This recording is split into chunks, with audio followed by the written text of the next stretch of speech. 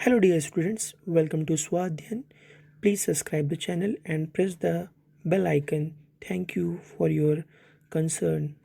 Hello students, welcome to Swadhyan. अब आप लोग के पास चैप्टर खत्म होने के बाद कौन सा chapter matter in our surrounding, पहला चैप्टर खत्म होने के बाद आपके सामने पहला क्वेश्चन मैं लेके आया हूँ और पहला ही क्वेश्चन बहुत ही इंपॉर्टेंट है। उसके बाद हम लोगों को बारी बारी के क्वेश्चन देखने हैं। सबसे पहले आपके पास क्वेश्चन है क्या, ये देखिए। और पहला क्वेश्चन आपको मैंने ग्राफ से लेके आया है। The graph shows the heating curve for a pure substance. कोई एक प्योर सब्सटेंस है, उसके लिए ग्राफ आपको शो करके दिखाया गया है। The temperature rises with time. जैसे जैसे टाइम बढ़ रहा है वैसे टेम्परेचर उसी रेट से बढ़ता जा रहा है। Is heated. पहला क्वेश्चन है इसमें कि इस ग्राफ में देख के बताइए कि जो सब्सटेंस आपके पास प्योर सब्सटेंस है, उस प्योर सब्सटेंस का फिजिकल स्टेट ए पर, बी पर, सी पर, डी पर, ई पर और एफ पे क्या है। ए पॉइंट पे फिजिकल स्टेट, बी पे, सी पे, डी पे, ई पे और एफ पे आपको फिजिकल स्टेट बताना है। बात समझ में आ रही है हमारी? Very good. फिर कह रहा है कि what is the melting point of the substance. जो सब्सटेंस है इस ग्राफ से देख के बताइए कि कितना उसका मेल्टिंग पॉइंट है। तीसरी बात दिया हुआ है what happens when the temperature during change in the state. जब कोई भी अपना स्टेट बदलता है, एक स्टेट से सॉलिड से लिक्विड, लिक्विड से गैस, तो क्या चेंजेस होते हैं। ठीक है, क्या होता है उस वक्त हम लोग को वो बताना है। फिर the substance is not water. ये सब्सटेंस जो है ये क्लैरिफाई कर दिया गया कि वाटर नहीं है। हाउ कैन यू जज फ्रॉम द ग्राफ। ग्राफ से आप कैसे जज करके बताओगे। ठीक है। नेक्स्ट पूछ रहा है what is the boiling point. मतलब आपको एक ग्राफ से कुल 5 क्वेश्चन का आंसर देना है और पहला ही क्वेश्चन आपसे पूछा जा रहा है कि बताओ कि क्या फिजिकल स्टेट है ए, बी, सी, डी और ई, एफ पे। जब आप नीचे से शुरू कर रहे हो तो यहाँ पर स्टेट कैसा होगा, सॉलिड। इसका मतलब कि एट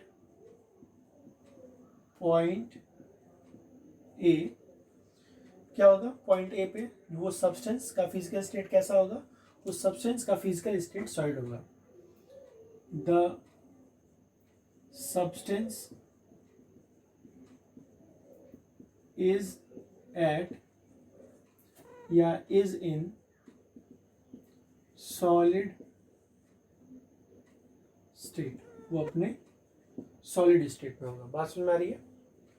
फिर हम लोग को कौन से पॉइंट बताना है, बी पॉइंट पे। At point B, point B पे सब्सटेंस, पॉइंट बी पे सब्सटेंस सॉलिड स्टेट में होगा, लेकिन अब सॉलिड स्टेट से धीरे धीरे वो किस में कन्वर्ट हो रहा है, किस में कन्वर्ट हो रहा है, सॉलिड से धीरे धीरे किस में कन्वर्ट हो रहा है, लिक्विड में कन्वर्ट हो रहा है। तो लिखेंगे at this point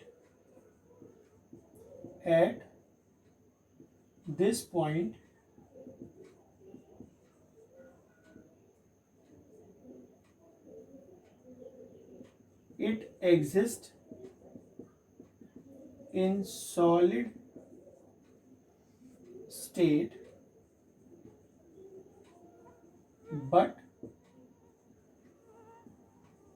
changes to liquid from B to C। B से C जाते में वो अपने लिक्विड में कन्वर्ट हो जाएगा। फिर आ रहा है point C। At point C, point C में क्या है कि पॉइंट C पर अगर आप पहुंचोगे तो जब ये धीरे से B से C जब जाते हुए लिक्विड में कट हो जाएगा तो पॉइंट C पे कैसा रहेगा, लिक्विड स्टेट में रहेगा। बात समझ में आ रही है हमारी? आपको आराम समझ में आ रहा होगा। ए पे सॉलिड में धीरे धीरे किस में कन्वर्ट, ये भाई सॉलिड में बी पॉइंट पे क्या होगा, ये अब धीरे धीरे किस में कन्वर्ट हो रहा है, मेल्ट हो रहा है, और मेल्ट होके किस में कन्वर्ट हो गया, लिक्विड में। अब ये लिक्विड धीरे धीरे आपके पास ये सॉलिड स्टेट में धीरे धीरे अब ये पूरी तरह से लिक्विड में कन्वर्ट हो रहा है। यहाँ पे ये सॉलिड क्या हो रहा है, मेल्ट हो रहा है, पॉइंट बी था। फिर धीरे धीरे कंप्लीट लिक्विड में कन्वर्ट हो जाएगा। पॉइंट सी पे अगर आते हैं तो पॉइंट सी पर ये लिक्विड में है, तो at this point substance is at liquid state, substance यहां पर लिक्विड स्टेट में है। फिर पॉइंट डी की बात कर रहे हैं।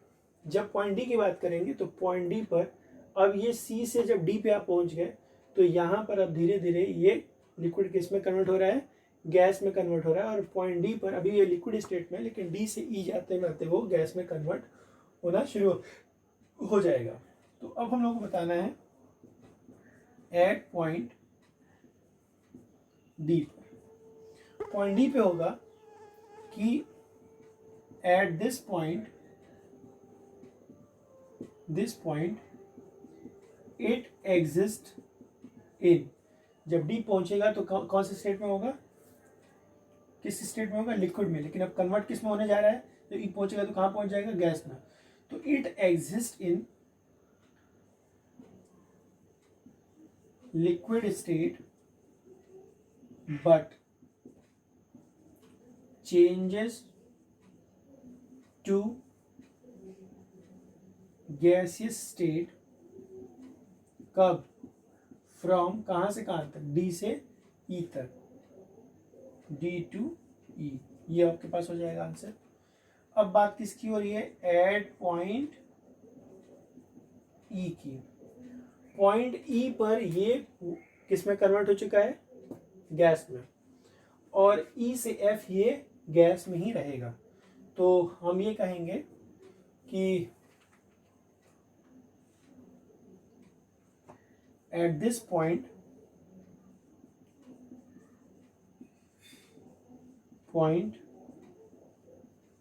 substance in the gaseous state, नहीं गैसियस स्टेट में बदल जाएगा। अब पूछ रहा है एट पॉइंट एफ, यहाँ बच्चे कंफ्यूजन कर रहे हैं पॉइंट एफ पे क्या बताऊं। तो पॉइंट एफ पे वो एज इट इज जैसे जैसे टेम्परेचर बढ़ेगा वो गैसेस स्टेट में ही रहेगा। तो हम ये कह सकते हो कि इसको अलग लिख रहा हूं कि at this point substance remains in gaseous state as temperature increases, as temperature increases, जैसे जैसे टेम्परेचर बढ़ेगा वो उसी स्टेट में रहेगा। तो ये आपके पास ए वाले का आंसर होगा। बात सुन में आ रही है, तो इतना आप इसको नोट डाउन कीजिए, फिर मैं आपको बी सी डी ई का आंसर बताता हूँ। हम लोग को आंसर नंबर बी लेना है। आंसर नंबर बी में क्या है कि what is the melting point of the substance. अब यहाँ से सॉलिड धीरे धीरे टेम्परेचर बढ़ रहा है, मेल्ट होते होते पूरी तरह से मेल्ट कहाँ पे हो जाएगा, पॉइंट बी पर। तो ये पॉइंट बी क्या हो जाएगा, उस सब्सटेंस का मेल्टिंग पॉइंट। तो लिखेंगे the melting point of the given substance is, अब देखो कितना है पॉइंट बी पे, तो पॉइंट बी पे मेल्टिंग पॉइंट आपको क्वेश्चन में दिया हुआ है 15 डिग्री सेल्सियस, तो आप लिख लोगे 15 डिग्री सेल्सियस। ठीक है, दिस इज द आंसर। अब हम लोगों के पास आंसर नंबर सी की बात है। कह रहा है what happens the temperature during change of the state. जब भी हम लोग कोई स्टेट, आपको बता दूं कि अब धीरे धीरे मेल्ट हुआ, अब ये धीरे धीरे यहाँ से लिक्विड में कन्वर्ट होगा, तो बी से सी में यहाँ से यहाँ तक टेम्परेचर चेंज हुआ, नहीं चेंज हुआ। ऐसे अगर ये लिक्विड से गैस में चेंज हो रहा है तो हमेशा टेम्परेचर कितना है, यहाँ से लेके यहाँ तक टेम्परेचर सेम है, कोई चेंज नहीं हुआ, भले टाइम बढ़ा हुआ है यहाँ पे। इसका मतलब कि जब भी कोई कभी भी कोई स्टेट का चेंज होता है तो उस कंडीशन में ये जो टेम्परेचर होता है वो क्या होता है, कांस्टेंट होता है। तो आपको लिखना पड़ेगा the temperature remains constant during change in state। तो स्टेट के चेंज करने पर ऐसा हम लोग को मिलेगा। अब आपके पास आता है answer number D. Answer number D क्या है, what the substance is not water, what how can you जज फ्रॉम द ग्राफ। कह रहा है कि ये वाटर नहीं है, तो बिल्कुल ये वाटर नहीं है, क्योंकि आपको दिखाया जा रहा है कि मेल्टिंग पॉइंट इसका क्या है 15 डिग्री सेल्सियस, और बॉइलिंग पॉइंट कितना दिखाया जा रहा है 110। इसका मतलब कि वाटर की बॉइलिंग पॉइंट और मेल्टिंग पॉइंट दोनों ये नहीं है। ठीक है, तो यहाँ पर आपको बता दें कि द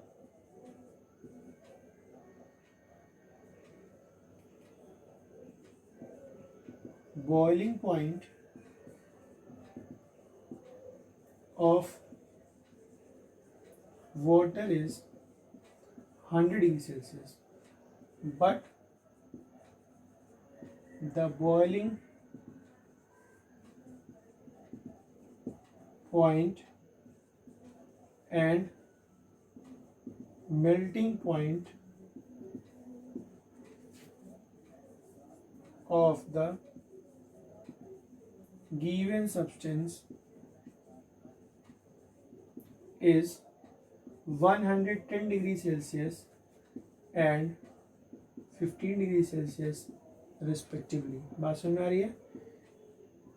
जो हमारे पास सब्सटेंस दिया गया है उसका मेल्टिंग पॉइंट 15 और बॉइलिंग पॉइंट 110 डिग्री सेल्सियस है, तो हो ही नहीं सकता कि वो वाटर, क्योंकि वाटर का तो बॉइलिंग पॉइंट कितना होता है 100 डिग्री सेल्सियस। उसके बाद आते हैं आपके पास पॉइंट ई पर। What is the boiling point, तो बात हो ही चुकी है यहाँ पर, तो फिर से आप लिखिए दो the boiling point of the substance is 110 degree Celsius, जो कि इस ग्राफ में दिया गया है। तो आप इस ग्राफ की मदद से इतने सारे क्वेश्चन और ऐसे आप डीपली इसको समझ सकते हो। ठीक है, इसके बाद हम लोग नेक्स्ट क्वेश्चन को डिस्कस करेंगे, उससे पहले आप इसको नोट डाउन कीजिए। हेलो स्टूडेंट्स, वेलकम टू स्व अध्ययन।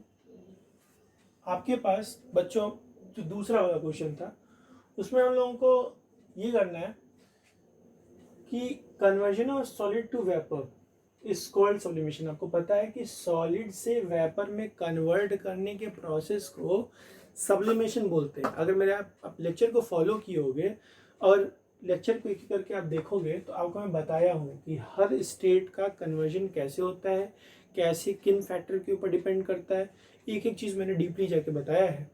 तो अगर मैं आपको बताऊं कि क्वेश्चन ये कह रहा है कि सॉलिड से वेपर में कन्वर्ट करने के प्रोसेस को सब्लिमेशन कहते हैं, डायरेक्ट बिना लिक्विड में आए, सॉलिड से डायरेक्ट वेपर, बीच में लिक्विड जाता है, वो लिक्विड कंडीशन में आपको आना ही नहीं है, इस प्रोसेस को हम लोग क्या बोलते हैं सब्लिमेशन। ऐसा क्वेश्चन कहते हैं। कह रहा तो बताइए कि name the term used to donate the to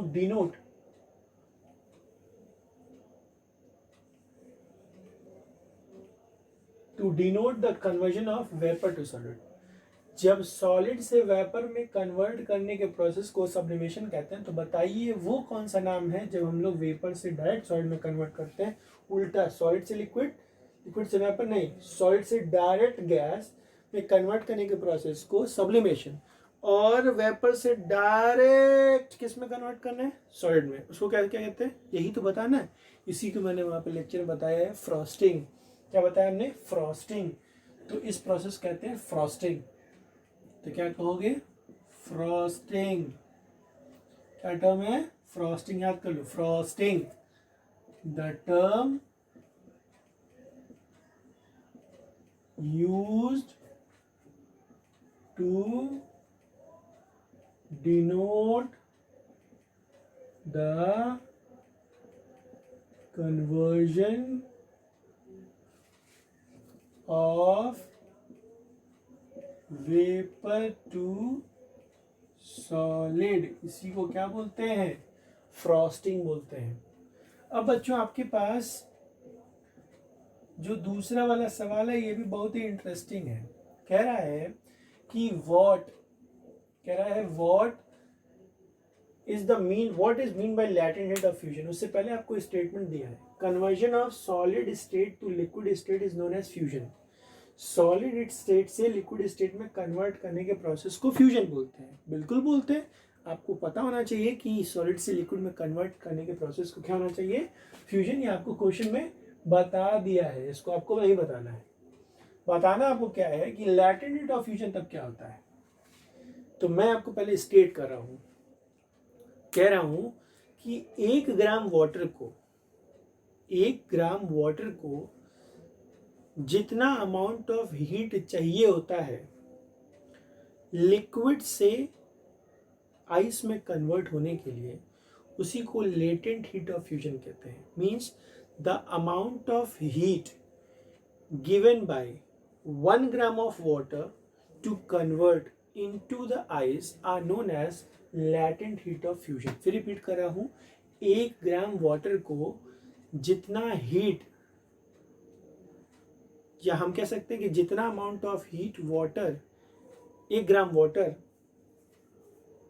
अपना आउट करता है लिक्विड से सॉलिड आइस में कन्वर्ट होने के लिए, उसी को हम लोग बोलते हैं, क्या कहते हैं, लैटेंट हीट ऑफ फ्यूजन। तो आप कह सकते हैं कि the amount of heat given bye कितना ग्राम, 1 gram of water to convert into the ice are known as latent heat of fusion. इसी को हम लोग क्या बोलते हैं, लेटेंट हीट ऑफ फ्यूजन बोलते हैं।